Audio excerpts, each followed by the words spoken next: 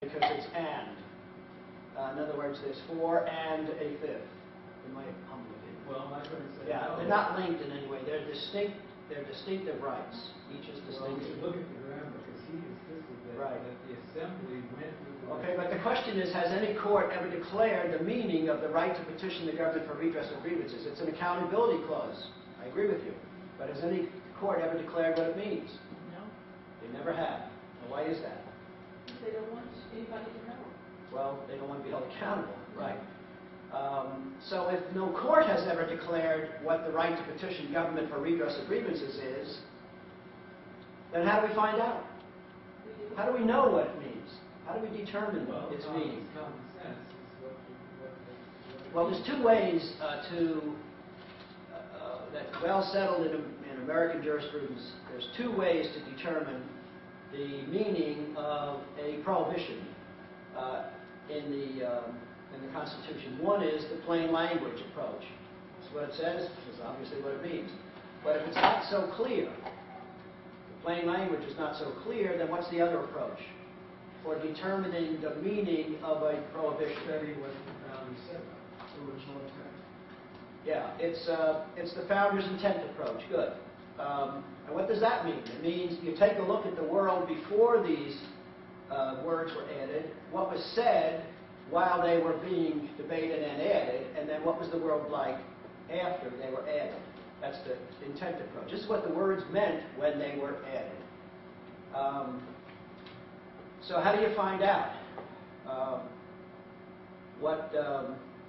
do you do the framers' intent? How do you find out? You look at historical documents, right, for the most part. Okay, we're going to do some of that tonight because we're going to focus on this accountability clause.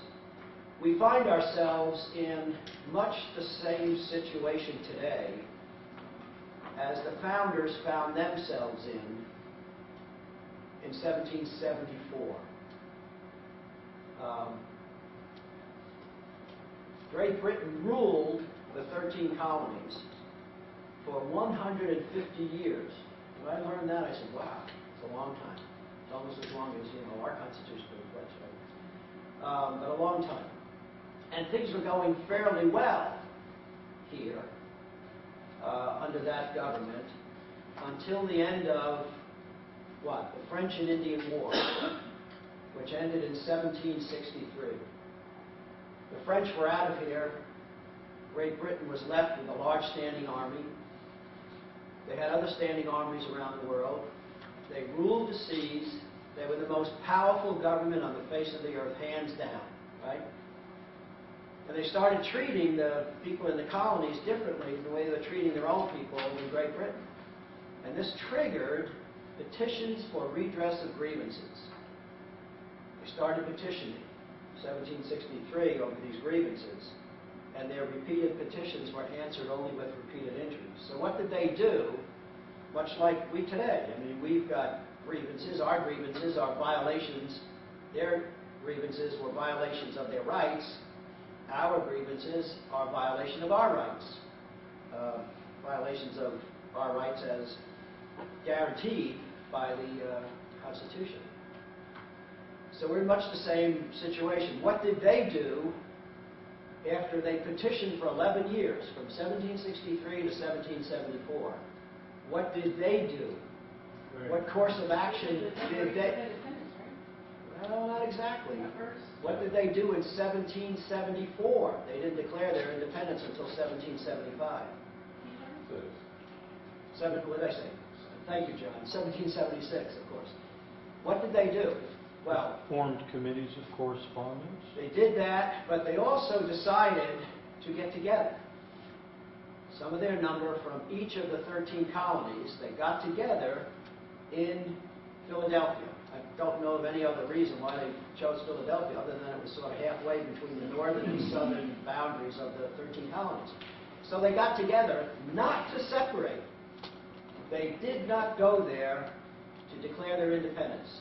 They went there simply to discuss these grievances and to discuss what they might be able to do about this.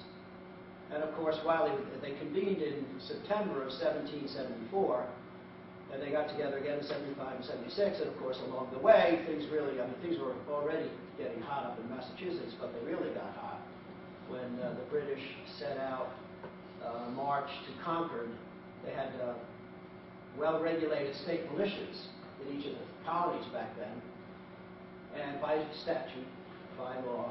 And up in Massachusetts, one of their warehouses for the ammunition, they kept their weapons at home, of course, but they had ammunition, a lot of ammunition stored in this one warehouse in Concord, Massachusetts.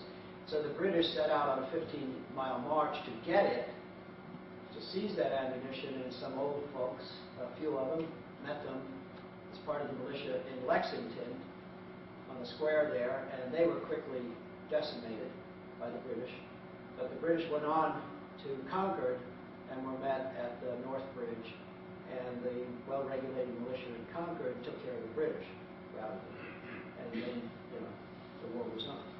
So, they got together in 1774, though, to talk about their grievances and to discuss what they might be able to do about these grievances, because the government was just blowing them off. So, we're in much the same situation today.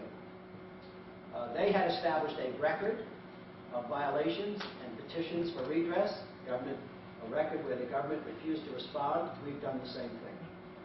So we think we have to take a page out of the Founders' Playbook and have a Continental Congress, which is what their was called, Continental Congress, and to send a few of our representatives, a few people to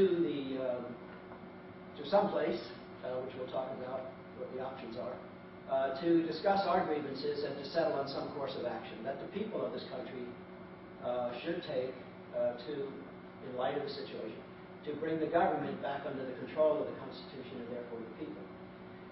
So we're proposing that. We as an organization are doing everything we can to make that happen. But if it happens and if it's successful, it's going to depend upon the people in each state. You, the people, are going to make this happen successfully or not. Mark my words, by the time this process ends, by the end of this year, we're going to find out just how many people, just what the character of our people really is, and just how much interest and how much passion we have for our constitutional republic. We're going to find out. It's that, we're going to do it this year. So, let's get a little bit ahead of myself. For those of you who don't, just a word about my background. For those of you who are here don't know who's talking to you.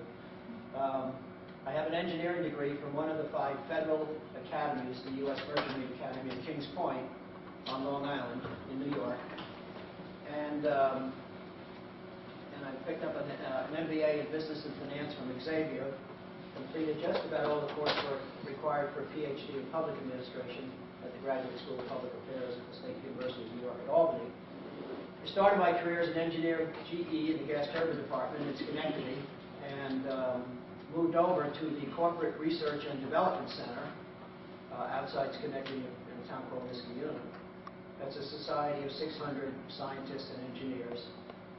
And but along the way, in there somewhere, I made 2 long trips to Vietnam and went to Guantanamo Bay in response to a call from the government for volunteers to assist in the build-up in Vietnam. I responded to the call. If I knew then what I know now, I probably wouldn't have responded. But anyway, I did. And so I came back and I joined the R&D Center.